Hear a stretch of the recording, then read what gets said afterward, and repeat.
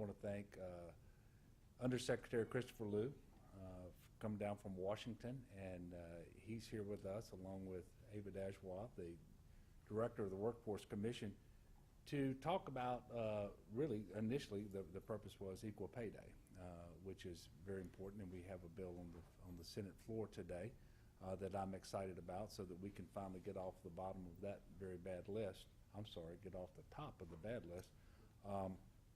But while he's here, he's got another announcement about a grant, and it relates to the disaster we recently had with respect to flooding. And so I'm excited about this announcement. I'm going to let him make the announcement, but I do want to remind you all that we had a statewide emergency disaster declaration, and ultimately the federal government declared a disaster in 36 of our parishes.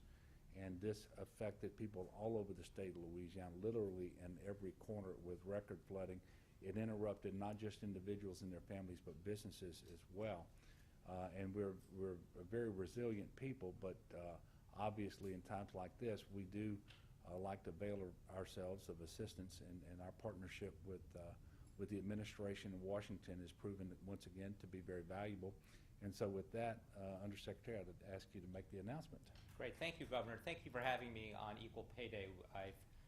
We've had a great morning so far of talking about issues of broad-based prosperity, and had a great meeting with a group of stakeholders about the importance of narrowing the pay gap. While I'm here in Louisiana, I want to make an announcement. As the governor mentioned, last month the state of Louisiana was devastated by historic flooding that really affected a good chunk of the northern part of the state. I know the governor took the initiative and traveled all around the state, and also took the initiative in applying for funding from the Department of Labor to help in the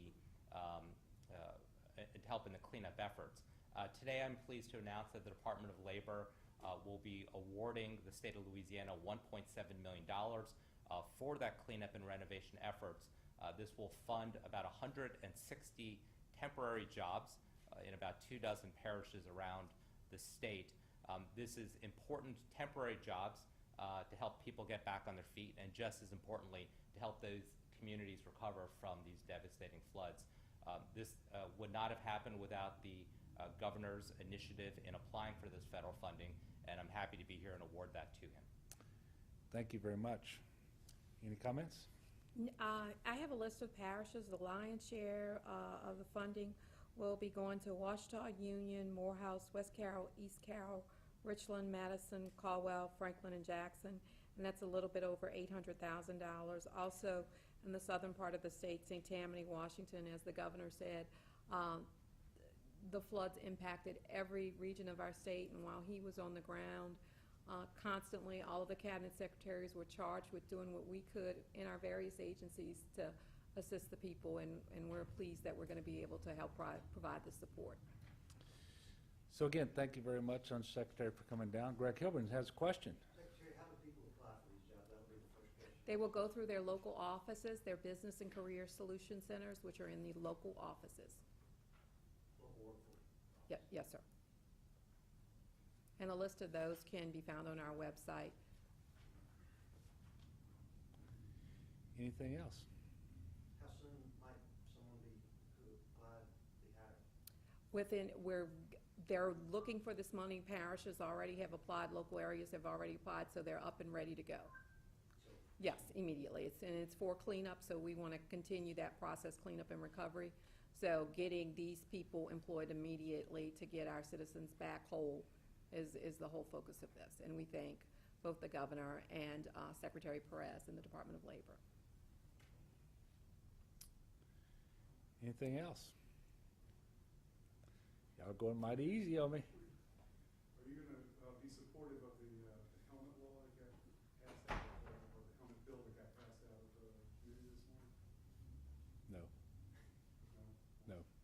How about the pastor? Well, wait a minute. Let me clarify. You said the helmet law got passed, or is it the no helmet law? The no helmet. Yeah, no, I don't support that. Yeah. How about the pastor protection? The Pastor Protection Act is it's something that I will support in the form that it's in right now. I will be very honest with you. This conversation that I had with Representative Johnson, I don't believe it's necessary. It does no harm. But in 2010, we passed the Preservation of Religious Freedom Act here.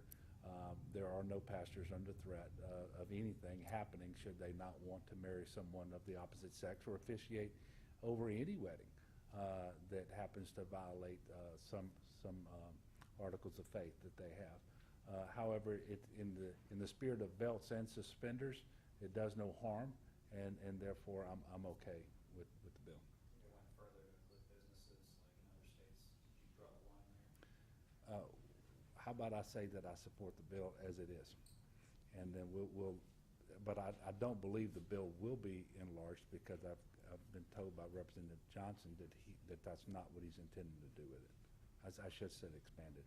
Didn't you support it since he made the adjustment this morning? I'm sorry? The change he made to the bill this morning? He made the change this morning after a meeting that he and I had where I expressed some concerns around the scope of the bill and how certain terms were undefined, and that could lead to a lot of ambiguity, and so he did make a change that I think narrowed the scope of the bill that gets it to the point where I can tell you now that I'm okay with that bill.